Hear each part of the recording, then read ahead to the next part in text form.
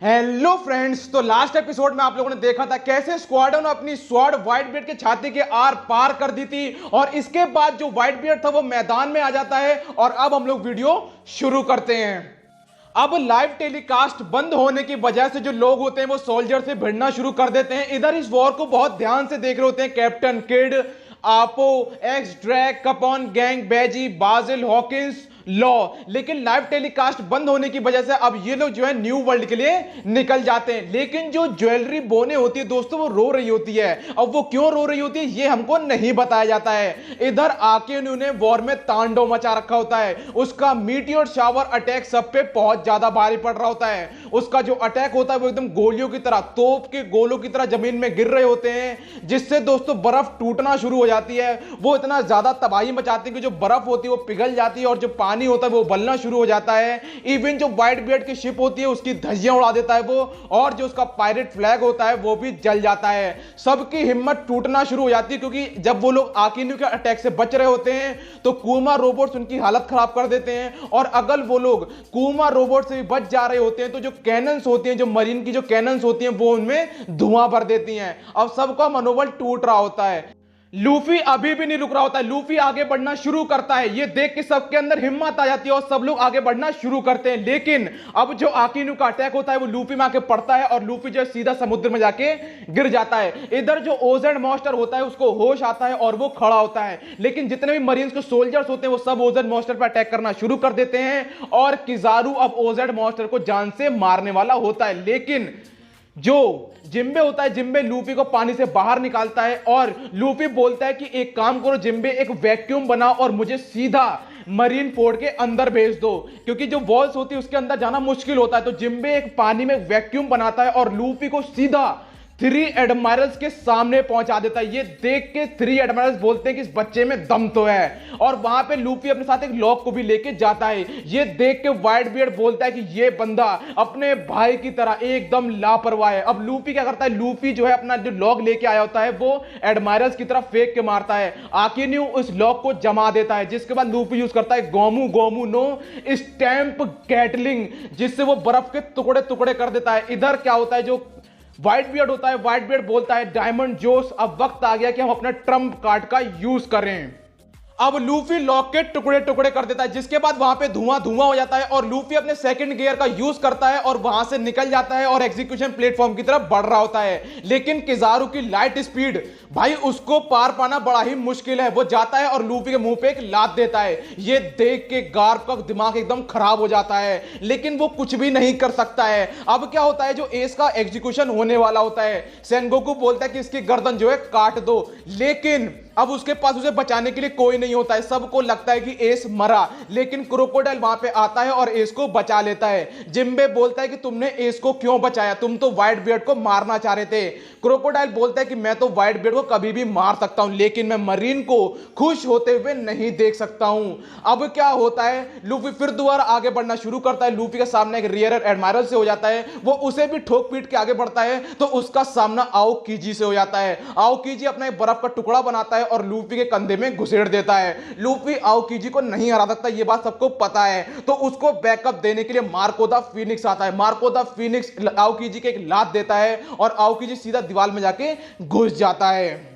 अब मिस्टर 3 वहां पहुंच जाता है जहां पे जल्लाद होते हैं। इसके बाद बात कर लेते हैं हम लोग व्हाइट बियर्ड के ट्रम्प कार्ड की। तो व्हाइट बियर्ड का ट्रम्प कार्ड होता है एक और शिप जो कि उसने पानी के अंदर दुबका रखी होती है और अब वो शिप बाहर निकलती है।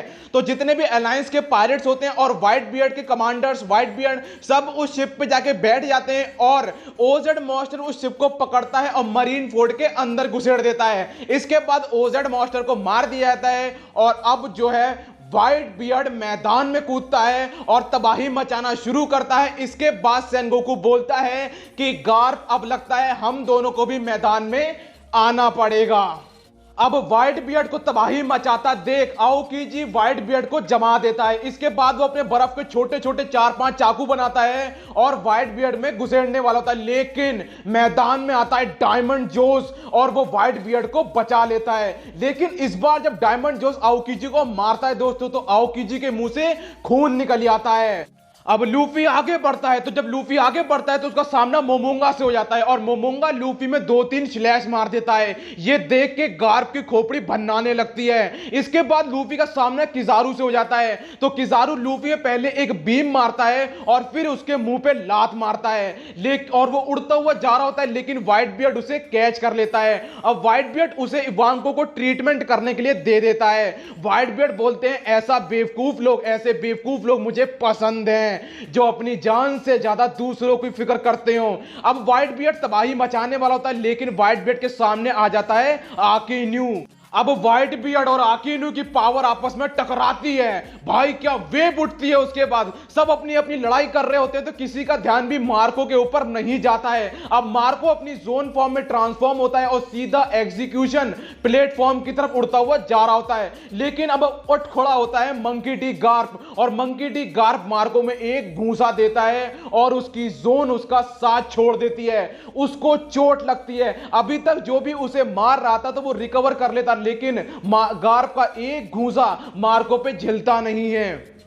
अब मरीन का हीरो, एक legendary marine monkey D Garp कुर्सी पे आके बैठ जाता है। ये देख के मरीन वाले बड़े ही खुश हो जाते हैं। इसके बाद जो व्हाइट बियर्ड होता है वो आकिन्यू से बहुत आराम से लड़ रहा होता है। ये देख के अब हम लोगों को एस को थोड़ी सी बैक स्टोरी दिखाई जाती है इसकी, और एस जो है अब सबसे पूछता है कि गोल्डी रॉजर कैसा आदमी है, तो सब लोग गोल्डी रॉजर के बारे में बुरा बुरा बोलते हैं। इसके बाद एस जो है गार्प से पूछता है कि क्या मेरा पैदा होना एक अच्छी बात है, तो गार्प बोलता है तुम जैसे जैसे जियोगे इसका आंसर तुम्हें अपने आप मिल जाएगा। और जब एस लड़ाई देख रहा होता है तो वो बोलता है कि अब मैं जो हूं जीना चाहता हूं।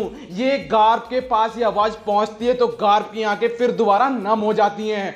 अब आकिन्यू और व्हाइट बियर्ड की बैटल शुरू होती है, तो आकिन्यू एक अटैक करता है। व्हाइट बियर्ड बहुत आराम से उसको रोक देता है, लेकिन अब व्हाइट बियर्ड को एक छोटा सा दिल का दौरा पड़ता है, जिसके बाद जो मार्को होता है वो ये भूल जाता है कि उसकी लड़ाई किजारू से हो रही है और वो सीधा व्हाइट बियर्ड की तरफ भागना शुरू कर देता है। इतने में जो किजारू होता है वो बीम जो है मार्को में उतार देता है। ये देख के जो डायमंड जोस होता है उसका ध्यान जो है मार्को की तरफ जाता है और आओकीची डायमंड जोजू को जो है जमा देता है। इसके बाद आकिन्यू अपने पूरे दम से व्हाइट बियर्ड की छाती में घूंसा देता है पूरी दम से। इधर क्या होता है, जो लूफी होता है वो इवांको से बोलता है कि मेरे में जो है इंजेक्शन लगा दो ताकि मैं अपने भाई एस को बचा सकूं, लेकिन इवांको मना करता है। लेकिन लूफी फिर दोबारा उससे बोलता है कि मेरे में इंजेक्शन लगा दो, और इवांको लूफी में इंजेक्शन लगाता है और लूफी एकदम से जो है खड़ा हो जाता है फिर दोबारा।